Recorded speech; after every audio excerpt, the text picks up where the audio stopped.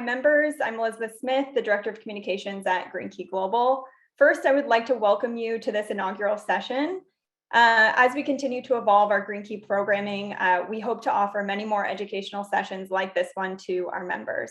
Today's session, Understanding Net Zero Meetings and Events and What Planners Expect, will cover what a net zero event is, what the common problem areas are, and what clients need from you to plan a net zero event. Now it's my pleasure to introduce our guest speaker, Natalie Lowe. Natalie is a hospitality industry veteran and started her event company in Niagara 17 years ago. An alumni of the University of Alberta and Ryerson University, Natalie started her career in hotels at both the property and corporate office level before moving into events. She is a certified meeting manager through Meeting Professionals International and a climate reality leader through the Climate Reality Project. Natalie founded the Sustainable Events Forum in 2018 and hosts Earth Day for event people every April and has been recognized by industry associations. Natalie, take it away. Thank you. Hello and welcome, everyone. I feel like I need to put my hotelier hat back on, so hopefully I'm not too rusty in this area. We actually just finished a workshop for event planners just before we logged into this, and we're telling them all the questions to ask you as hoteliers and people who work within the hotel industry. So hopefully we can flip the switch and start to tell you all the things that they're going to ask you. We're cramming for the big test here. I'm going to share my screen. So I'm going to go a little bit blind. So Elizabeth and Candice, if there are any questions that you want me to address right away, please just let me know. So hopefully everyone can see the screen properly. So we're going to talk today about, first of all, cover some ground about what a net zero event is and what the planners are expecting from you and some of the issues or hiccups that we're experiencing as we go through and start to do these net zero events. So the first thing is just starting off with a simple definition. And we're seeing a lot, packages are arriving in the mail or being delivered, and we see carbon neutral. And we say, well, what does carbon neutral mean? Primarily when a company is using carbon neutral or an event is going to be carbon neutral, it simply means that they're buying offsets to counteract any emissions coming from that particular event. And we're going to talk a little bit about what we track when we actually track event emissions. But today we're going to talk about net zero emissions. The difference between the two is that a net zero emission means that first you will try to reduce all of your emissions as low as you possibly can before you offset. It's a little bit more of a rigorous process. And one of the things that is required in that process is to understand the emissions that are coming from your hotel or your venue, which outside of transportation will be your single largest source. So you are very important to the planner in this whole process. And I want you to think, we tell the planners to treat the venue or the hotel as their partner in this.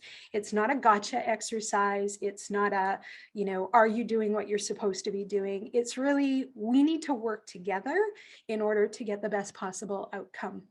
So now that we sort of understand that we are definitely talking about net zero and that we need to do our hard work before we simply pay for offsets.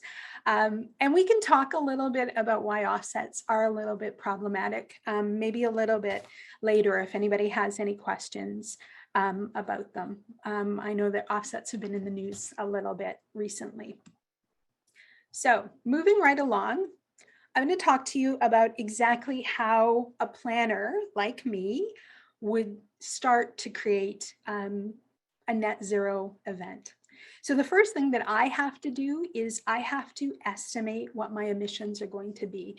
And I can do that a couple of ways. I can use prior events if I've done any, and we use spreadsheets. The United Nations, it's called the UNFCCC, and Candice, who is actually my partner in the Sustainable Events Forum, she's going to drop a link into the chat. I believe that we're able to do, so Candace, let me know if you're not able to drop those links in, but the UNFCCC actually has tracking sheets, which are available for anybody to use.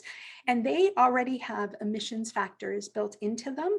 You plug in the country, it will not go as far as the provincial or municipal level, but you can plug in the country and it will provide you with emissions factors. And the default is really based on a Canada-wide average. So I need an estimate on my emissions, and I need to understand where most emissions come from. So the big concern when you're doing an event in Canada is going to be threefold. It's going to be first and foremost transportation. We're a sparsely populated country with big distances. So those flights really start to affect your carbon calculation. Although we recently did strictly a drive in conference here in Ontario. And when we calculated all of the mileage that the participants had gone, it was 21,000 kilometers had been driven. And we actually encouraged more than a few took public transportation, and everybody car shared. So you can see how quickly that transportation can start to add up. So we're going to look at transportation. Obviously, food choices are a big deal. Different protein sources primarily and different sources of food have different emissions factors. And food waste, which is identified by drawdown.org as being the single largest climate action that we can take right now, is addressing our food waste. From a commercial standpoint, you are often paying to have that composting done. Expect a lot of questions from the planners. They are very concerned about food. And we can talk a little bit about local versus food choices. Often your food choice trumps whether it's local or not. It's a great marketing and sales opportunity, particularly if you're showing off your region. But at the end of the day, reducing high emission food items is more effective, or will reduce your carbon emissions more than simply having a radius amount. I know that seems surprising given everything that we're hearing, but that's it. So once we have that carbon emission reduction plan in place, we need to measure everything that we've done. And that's really where the hotel gets very strongly involved. We're going to be asking you all kinds of questions about how many Keurig or plastic packages did we use in the hotels. And one of the things that we found is that you are often already tracking inventory, you're already tracking your heating, your lighting bills, your electricity. And so the information is available to you. It's simply probably not something that you're paying attention to right now. It's on our bills, but are we actually actively tracking it? I would say right now, less than 10% of events, the quantity of events are tracking or looking at doing net zero, but we're seeing that grow by a huge amount because of the large companies that are taking carbon neutral pledges. So once we've measured those emissions, then we have to offset. And here we can get into a little bit about the problem with offsets. Offsets, there aren't enough offsets in the world for us to activate to equal the emissions that we're putting out. So offsets are being sold to us and they are not always effective, or they can be not effective for years. So for example, if you plant trees and that tree is a sapling, you are under the assumption that your carbon offset will be for that tree for the next 20 to 30 years of the tree's life. But if the tree dies or there's a problem or a fire, it starts to diminish. And that's why doing net zero is so much more effective, because you are reducing the emissions before you get to the point that you have to offset them. Lastly, and this is something that we do a lot of, is that you have to report on your findings, right? If somebody's asked you to do a net zero event, you need to report on what you've done. And what we really teach the planners to do is to be as transparent as possible and to use some humility. By that, I mean, we're not going to track everything. We're going to miss a lot of things. And really, meeting planning is in the top 5 most stressful occupations, which sort of surprises me every time I even say it. But it's a time stress. It's a time and number of task stresses that are on us as event planners and managers. And so adding that reporting in can be one more thing that really tips the balance into anxiety and stress for them. So we use the UNFCCC template and we ignore a lot of it because they're not important, or there is such a small portion of the emissions that we choose to ignore them for the sake of being able to complete all of the tasks. So the first thing that I wanted to look at with you is, now that I've said you can ignore some things, what are those things that we're telling event planners not to worry about? And I often use this sort of story about, did anyone think giving up plastic straws was going to stop the ice caps from melting? If no, then what will stop the ice caps from melting? And maybe that question is nothing, but we've identified the items within an event scenario that most affect meetings and which we have some control over. So certainly reducing food waste. If you're not familiar with sort of the mechanics, when food goes into the garbage and is taken to a landfill, that is an anaerobic process. You didn't know you were going to get a science lesson today, but that's as much science as I'm going to make you do, I promise. That anaerobic process means that the food converts into methane. And when it converts into methane, methane is one of the gases, obviously a greenhouse gas. If carbon has a warming potential of a factor of 1, methane, depending on the concentration, warms to a degree of 36 to 82, depending on whose numbers you're going to be using. We'll do a conservative estimate and say it's in the mid 30s. And that means that food waste going into the landfill is something that we can address immediately by composting and by reducing the amount of food waste. One of the things that comes up a lot is that planners tell us that the hotels say that they cannot donate excess food and it has to go into the garbage or into waste. And I want you all to look at foodrescue.ca if you have any questions about it.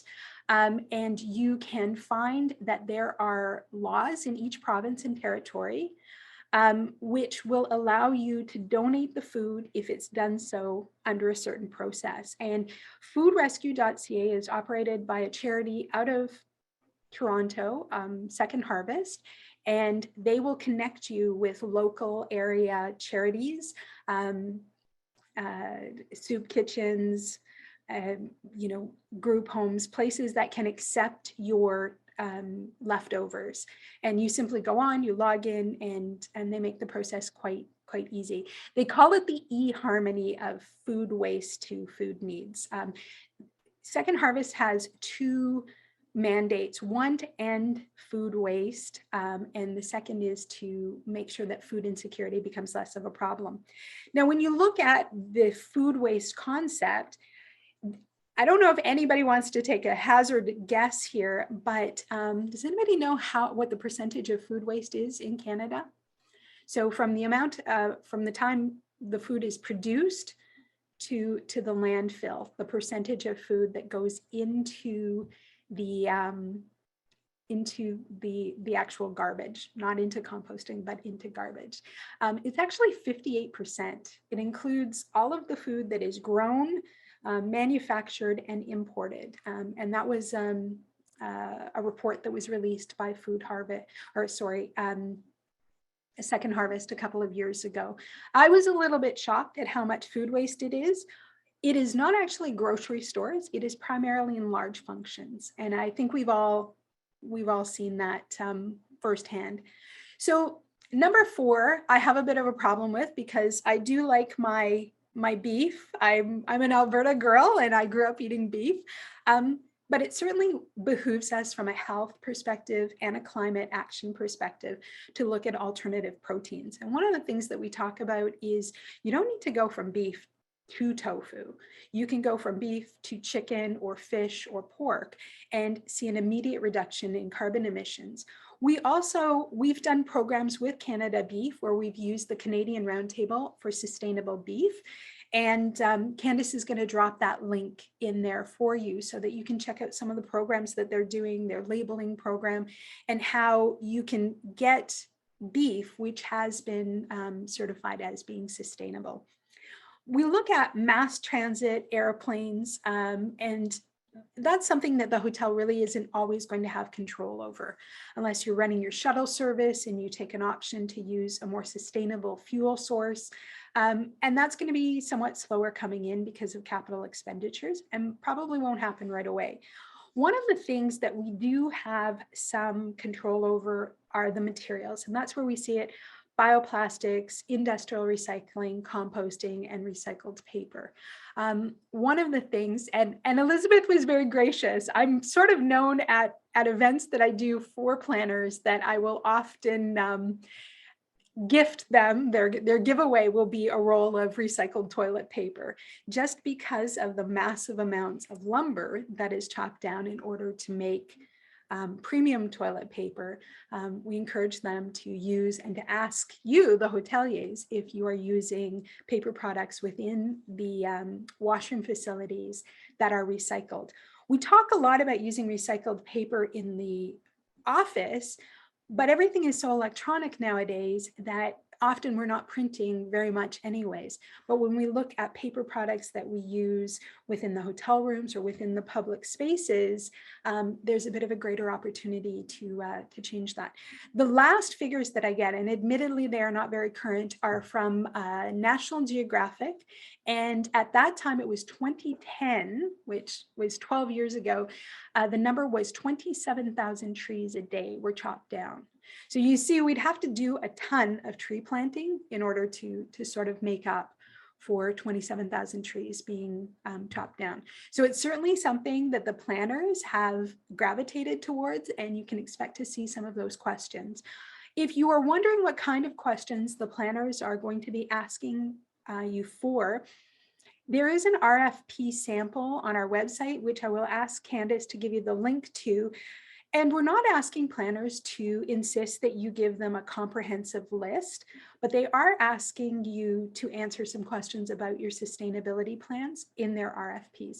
So Candace, if you can give them that link, that would be great. So let's talk about what specifically on that tracking sheet that we use from the UNFCCC we need to get from the hotel. So electricity, food and beverage stats, your heating, cooling, and your materials. So ideally, if we were doing this in a very stringent way, we would be tracking things from their creation to their disposal. So the life cycle of that product. But the reality is that carbon accounting, which is really what this ends up being, is imperfect. And so we can't always know where the product is. We'll take some estimates and for the use. So for example, when we do audio-visual setup within the hotel, we will track the energy use of the equipment, but often we won't track the emissions of the manufacturing of that equipment because it's being used multiple times over. So you can rest assured that the planner is not going to be asking you for the life cycle of every single one of your coffee machines, but they are going to be interested in the packaging and materials that are consumed while their group is in-house. And again, it goes back to that being that it's not always practical to track every single thing. The planners have been asked to prioritize. And again, those 3 priorities that we've given them are transportation, food and beverage, and electricity use. So if you cannot provide to your planner clients the exact numbers for your property, then their default is going to be to use an emissions factor, again, provided by that UNFCCC spreadsheet. And I don't have that. I'm using that spreadsheet for an event right now. So Elizabeth, maybe what we'll do is we'll provide it to you as a link. And you can add it into the show notes after we're after when the recording's up. So that's really what we're looking for from the hotel. And often we are speaking to a maintenance person at the hotel side, usually a director of operations, and we'll be asking them to provide us with the information based on usage. Now, electricity, we're going to want in kilowatt hours. Food and beverage, we're going to want to know the food type for each meal, and there's a breakdown. Also, beverage type. And we will also want to know if you're composting or not. And while it says that we are supposed to have the weight for that, we know many of you that are quite sophisticated in your tracking do weigh your waste. If you're not weighing your waste, then we're going to take an estimate. Based on how we do that, it's the same as accounting principles. So we're going to be really conservative in the reductions we're making, and we're going to take the upper end on any waste that we have.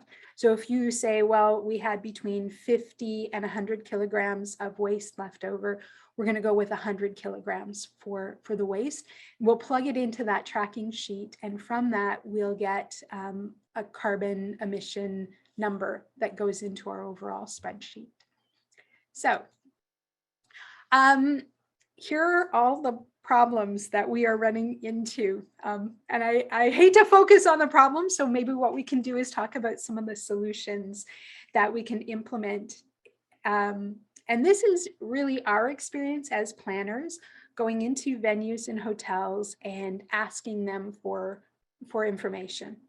And the first is just that they're not measuring anything that we're asking for. They're not tracking where their food is coming from, and they're not tracking what waste is going into compost versus into landfill. They don't have a start and a stop for electricity use or for heating and cooling, for energy or gas use within the kitchen. What we've asked the planners to do is give you as much information ahead of time as possible so that you can start to look to provide information.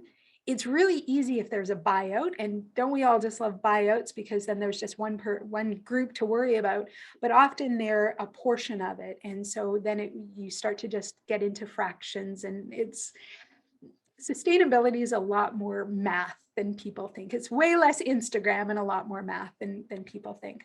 So on the other side, the problem that we're also seeing is that every company, every conference, every planner is tracking different things. They have different priorities. And so you as hotels often will get asked by 5 different planners to provide 5 different sets of data. What I'm going to recommend is that if I was in the hotel right now, I would choose some priorities and I would track those and provide those to the planner and have that ongoing conversation about what things you're not going to be bothering to track. Perhaps you won't be tracking how many coffee packages are used within their 4-day stay period for their specific rooms. You might give them a range of numbers. So recently we did an event at a hotel property in a small city in Ontario, and we couldn't get those numbers. And so we had to estimate them. They were using a coffee style that used a hard plastic. I'm not sure if you're familiar with it, and I don't remember what it was, but it was a premium brand, and they were not able to be recycled. And so we just had to take an estimate. That estimate, because of the principle of conservativeness, will never work in favor of the hotel. So if you can provide data to your planners, it will always make you look better. The other thing that we're finding is that the knowledge is weak on both sides. The planners are uncertain about what they need to ask for. They're not always comfortable. You have a lot of things on your plate, you have a lot of concerns, and so they're not always comfortable asking you for things in advance and having this conversation with you. Sometimes they don't know what to ask for. Other times they know exactly what to ask for, and they have a hard time at the hotel level finding a person who can answer their questions and provide them with the data that they need. And so if you have that sustainability committee or that sustainability person at the hotel level, it is really key that when the planners who are asking for this data come in, that you're able to connect them with it. We often find right now on both the destination and the hotel side, the salespeople don't have information about the sustainability plans in place at the hotel. And I would recommend that your salespeople have a primer on what your sustainability plans are, the good things that you are doing, the things that you're working on, the things that you'd like to improve. One of the things that we are finding is that the hotels seem to be sold products in order to be more sustainable. And the experience that we had recently was that the hotels were sold on a disposable utensil that was not an ideal product, but that they thought was a better choice than just using the cutlery that they already had in-house. The hotel did this in good faith, and in effect, they were greenwashed. And so when we went through that process with the hotel and sort of tracked it through, we found that we could have had a process in place whereby the hotel simply used the cutlery that they had. It was an off-site lunch. So the attendees were coming in, they were having a lunch, it was grab and go. All we really needed to do was provide a bus tray at the other end for people to throw their cutlery in, and maybe a bag for them to throw a napkin in. The hotel could have saved the time and the expense of purchasing these eco-friendly products. They already had everything that they had on site in order to fulfill the need for the client. So I encourage hotels not to spend more money fixing a problem, simply to look at what you have and how it can be utilized. It will always be a better option from the carbon or net zero perspective. So again, we talk about one of the problems is products over process. And this is kind of a touchy subject. We've been greenwashed. We've inadvertently greenwashed other people. We've all done it. It's one of those things that happens because everything is changing so quickly. There was a time when we thought putting a garden into the back was going to address some of our issues, and we have multiple marketing touch points in order to put these programs into place. So you want to support local, you want to provide a great product for your client, you want to keep your guests happy. And now we add this environmental aspect. And so we look at how can we take what we're already doing and turn it into something that is environmentally friendly. And I will be very honest with you and say that the planners, for the most part, are skeptical of hotel programs if they do not have certification attached to them. So if you've gone through the Green Key Global certification process and you have been accredited and vetted, you should feel comfortable presenting that to the planner and explaining to them what it means. Sometimes what we find is that there's nobody who can explain to the planner at the hotel level what that Green Key program actually was and what it meant. So educating frontline staff becomes really important because most often when we're at the hotel, we are dealing with frontline staff. We are not dealing with someone in an office or someone at corporate office who's overseeing a brand-wide program. We're dealing with whoever's, a banquet captain or a front office manager. And so it's important that those people have a deep understanding of what we're trying to accomplish right on the front lines. So I wanted to talk about some themes in sustainability that as event people we are talking about. And the first is that we need to stop solving problems that we've created. And so that comes across in ways, for example, gifting that we're doing, giveaways that we are providing to our guests solutions that we're buying that aren't ideally fit. So the compostable products that we sometimes buy for our events, and then we find out that the municipality that your hotel is located in does not actually compost the item that we've got.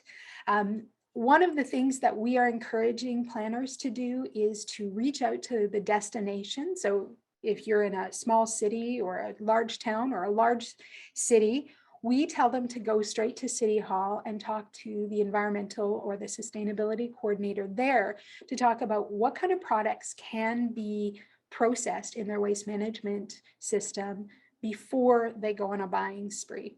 And we often, we'll purchase these items in good faith, and then often they just do not fulfill the issue.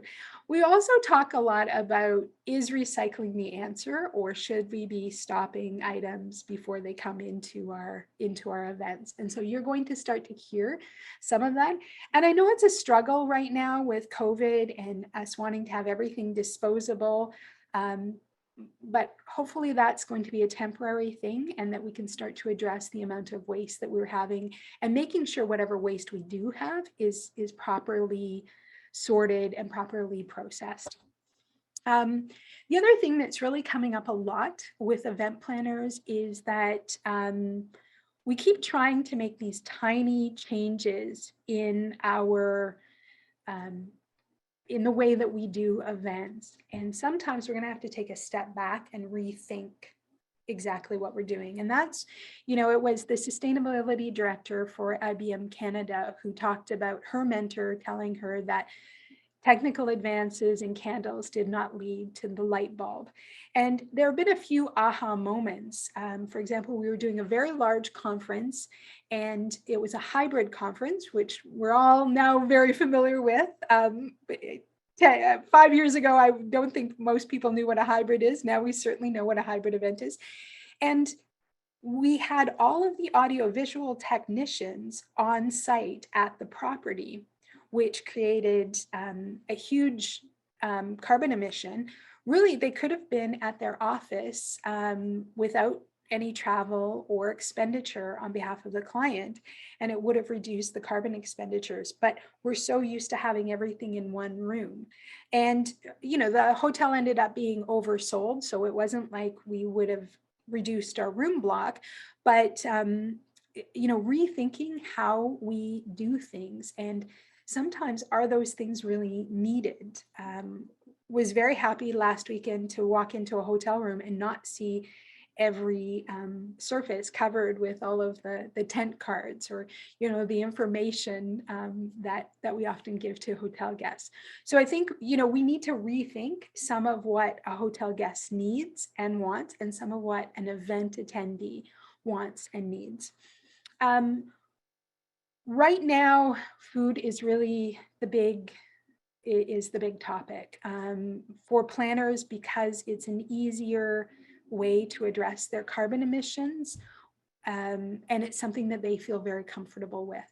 So we've got some opportunity there, and you will start to see a lot of questions on RFPs about food handling, food waste.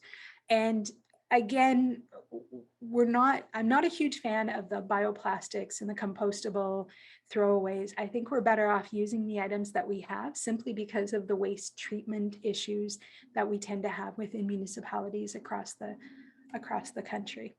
So you guys are very quiet, and I'm not getting any questions. So I don't know if I'm like answering all of your questions, or nobody's getting the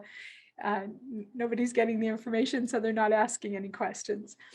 Back on our food, which it's well past lunchtime here, I promise you, but we seem to be, food is a big deal for us at events.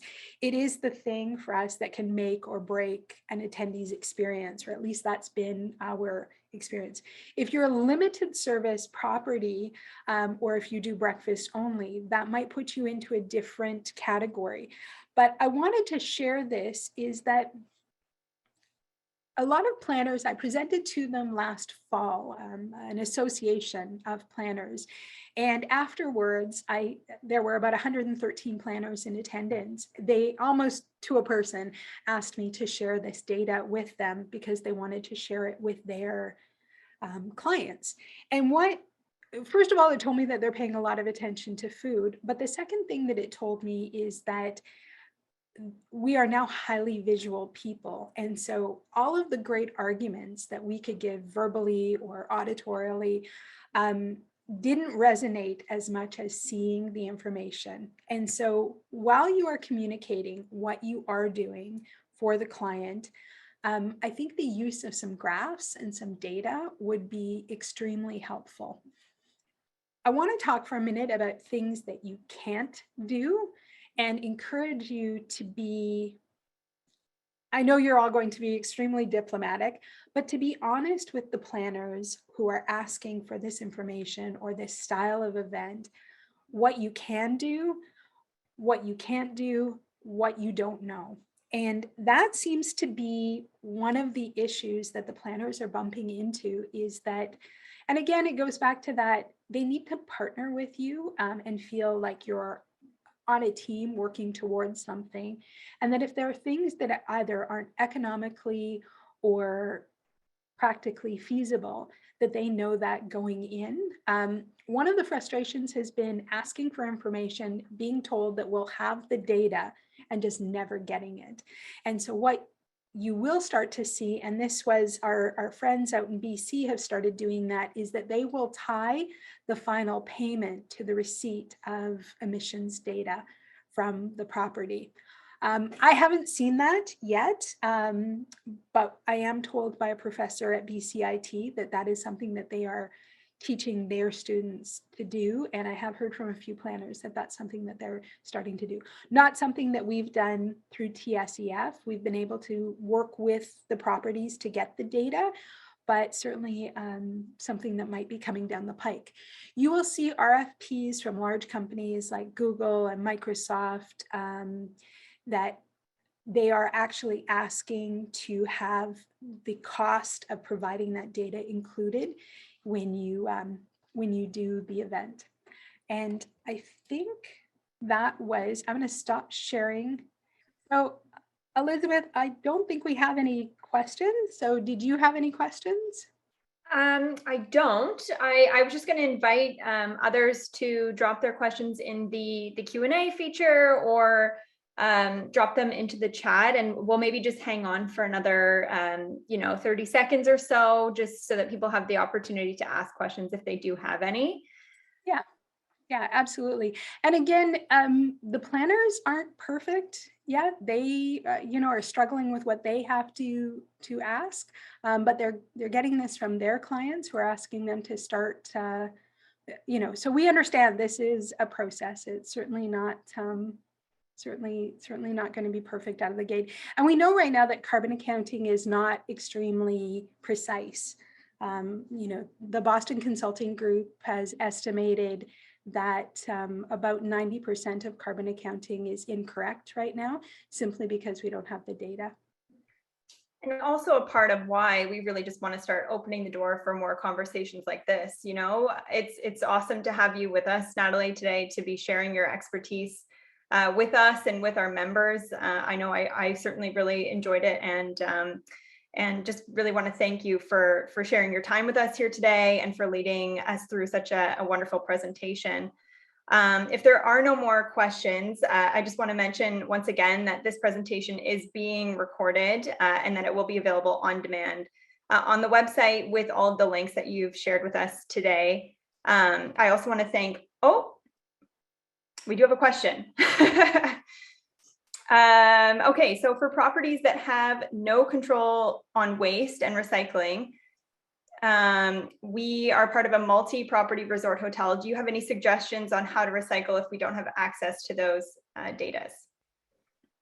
So just so that I can clarify, waste and recycling is being handled, but you don't have access to the data.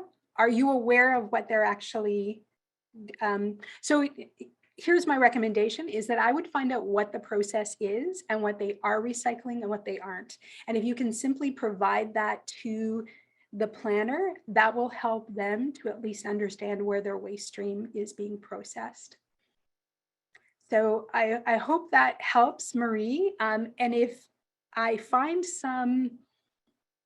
there's actually a great study that was done in the United States. It was actually done out of California, and it was planners who went in and processed their waste stream. I'll see if I can find that and pass that along to Elizabeth. But my recommendation would be to just understand what is being processed and what isn't, so that you can pass that information along. Education is always, at TSEF, we talk about sort of 4 pillars. Education, we talk about inspiration, because sometimes once you've been educated, you're not feeling great and you need to be inspired a little bit.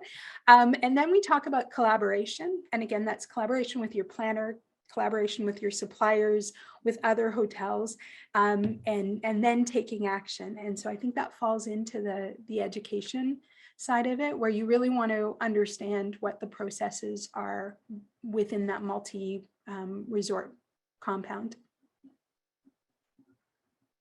Great, thank you. So I think a lot of this conversation actually will lend well into our next session that we're having with Natalie on March 8th, simple tips to deal with food waste, which will be at 2 o'clock Eastern time. So we hope you will all register for that. And we hope to see you all there. So once again, thank you, Natalie. Thank you for sharing your time with us. We really appreciate it. And we hope to see all of our members on the next session. So thank you. Absolutely.